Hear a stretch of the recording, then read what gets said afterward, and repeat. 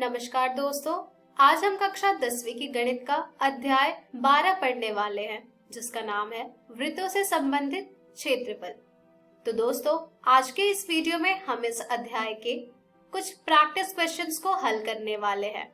तो चलिए आगे बढ़ते हैं और शुरू करते हैं हम हमारा आज का भाग।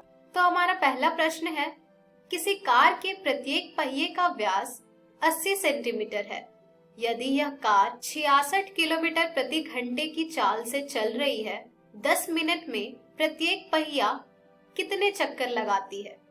तो दोस्तों, जैसे कि आपको यह प्रश्न पढ़कर समझ आ रहा होगा कि यहाँ पर हमें ये ज्ञात करना है कि अगर कोई कार 66 किलोमीटर प्रति घंटे की चाल से चल रही है तो 10 मिनट में उसके प्रत्येक पहिए कितने चक्कर लगाते होंगे, अगर उस कार के प्रत्येक पहिए का व्यास 80 सेंटीमीटर है तो चलिए आगे बढ़ते हैं और शुरू करते हैं इस प्रश्न का हल। यहाँ पर हमें दिया गया है पहिए का व्यास जो कि है 80 सेंटीमीटर, और जब हमारे पास व्यास दिया गया हो तो हम त्रिज्या आसानी से ज्ञात कर सकते हैं। तो यहाँ से हमें प्राप्त हो जाएगा पहिए की त्रिज्या जो कि बराबर होगी 80/2 सेंटीमीटर के, यानी कि 40 सेंटीमीटर के।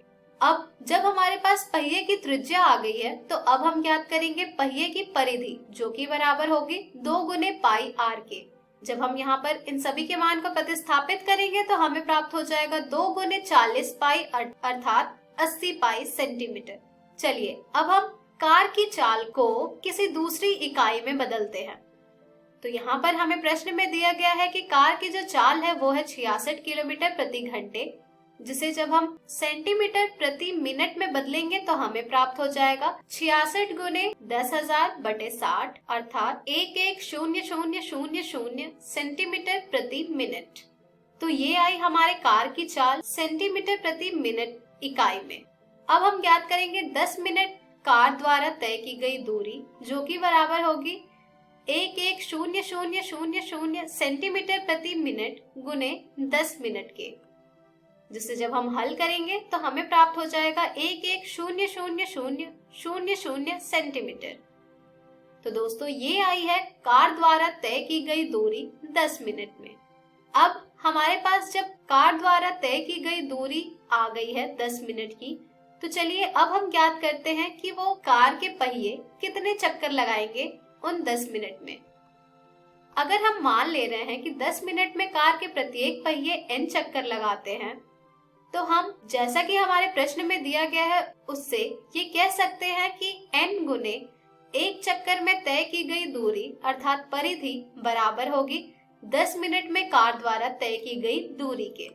जब हम यहाँ पर इन सभी के मान को प्रतिस्थापित करेंगे तो हमें प्राप्त होगा n गुने 80 पाई बराबर 110000 सेंटीमीटर, जिसे जब हम और हल करेंगे तो हमें प्राप्त हो जाएगा n बराबर 110000/80 पाई, जिसे जब हम और हल करेंगे तो यहाँ से हमें प्राप्त हो जाएगा 110000 गुने 7/80 गुने 22 अर्थात 35,000/8, जिसे जब हम हल करेंगे तो हमें n का मान प्राप्त हो रहा है 4375, यानी कि 10 मिनट में उस कार के प्रत्येक पहिए 4375 चक्कर लगाते हैं। तो दोस्तों, इस तरह हमने हमारा पहला प्रश्न हल किया जिसमें हमने प्रयोग किया है वृत्त के परिधि ज्ञात करने के सूत्र को। चलिए दोस्तों, अब हम पढ़ते हैं हमारे अगले प्रश्न की ओर, जो कि है 15 मीटर भुजा वाले एक वर्गाकार घास के मैदान के एक कोने पर लगे खूंटे से एक घोड़े को 5 मीटर लंबी रस्सी से बांध दिया गया है। देखिए आकृति। ज्ञात कीजिए मैदान के उस भाग का क्षेत्रफल जहां घोड़ा घास चर सकता है। दूसरा, चरे जा सकने वाले क्षेत्रफल में वृद्धि यदि घोड़े को 5 मीटर लंबी रस्सी के स्थान पर 10 मीटर लंबी रस्सी से बांध दिया जाए। पाई का मान आप प्रयोग कीजिए 3.14। तो दोस्तों, जैसा कि आपको यह प्रश्न पढ़कर समझ आ रहा होगा कि इस वर्गाकार घास के मैदान के एक कोने पर लगे खूंटे से एक घोड़े को 5 मीटर लंबी रस्सी से बांध दिया गया है।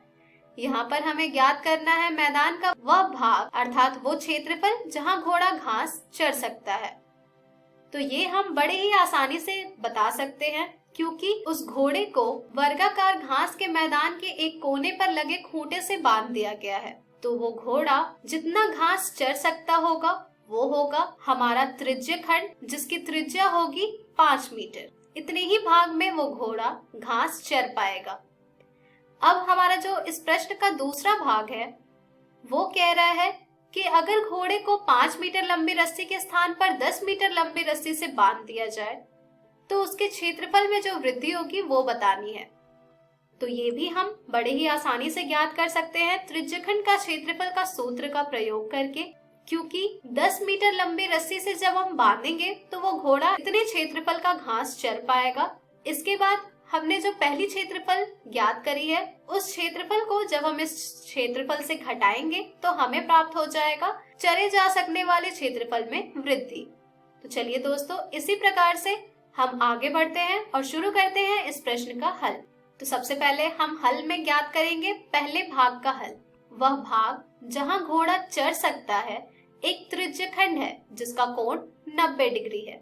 तो दोस्तों, मैदान के उस भाग का क्षेत्रफल जहां घोड़ा घास चढ़ सकता है बराबर होगा त्रिज्यखंड OABO का क्षेत्रफल के, जैसा कि आप आकृति में देख पा रहे होंगे।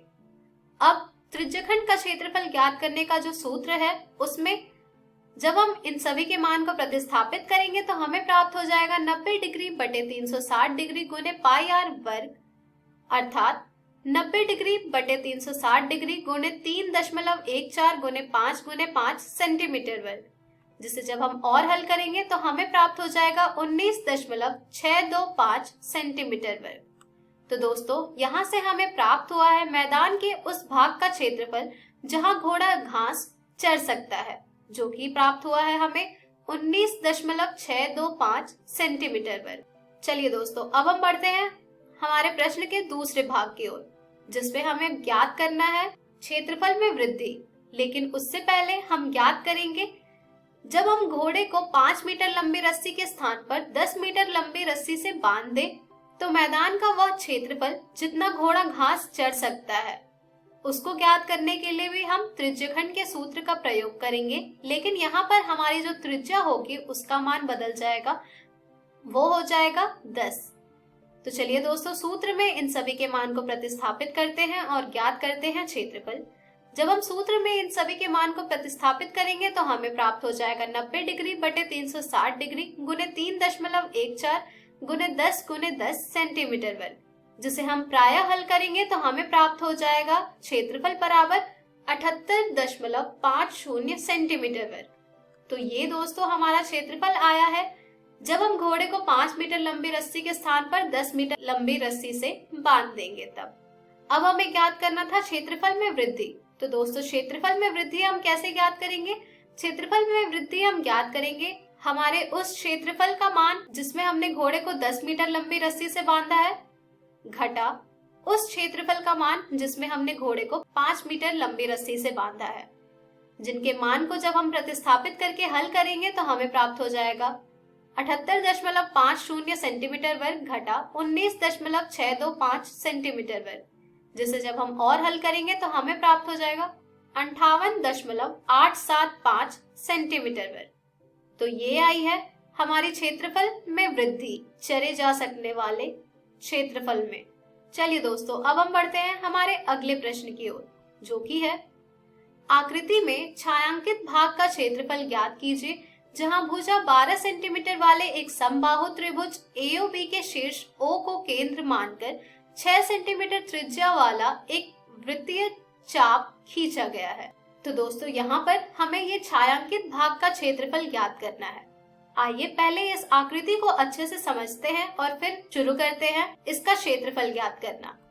इस आकृति को अगर आप ध्यान से देखें तो आपको प्राप्त होगा कि एक वृत्त के क्षेत्रफल से जब आप इस त्रिज्यखंड OCDE के क्षेत्रफल को घटाएंगे और फिर आप त्रिभुज OAB के क्षेत्रफल को जोड़ेंगे तो आपको इस छायांकित भाग का क्षेत्रफल प्राप्त हो जाएगा। चूंकि ये जो त्रिभुज है वो एक समबाहु त्रिभुज है तो यहाँ पर इस त्रिभुज के कोण का मान हो जाएगा 60 डिग्री। तो दोस्तों, चलिए इसी तरह से हम एक एक करके सभी का क्षेत्रफल ज्ञात करते हैं और ज्ञात करते हैं फिर छायांकित भाग का क्षेत्रफल। शुरुआत करते हैं दोस्तों हम त्रिज्यखंड के क्षेत्रफल से। त्रिज्यखंड का क्षेत्रफल ज्ञात करने के लिए हमारे पास कोण का मान होना चाहिए।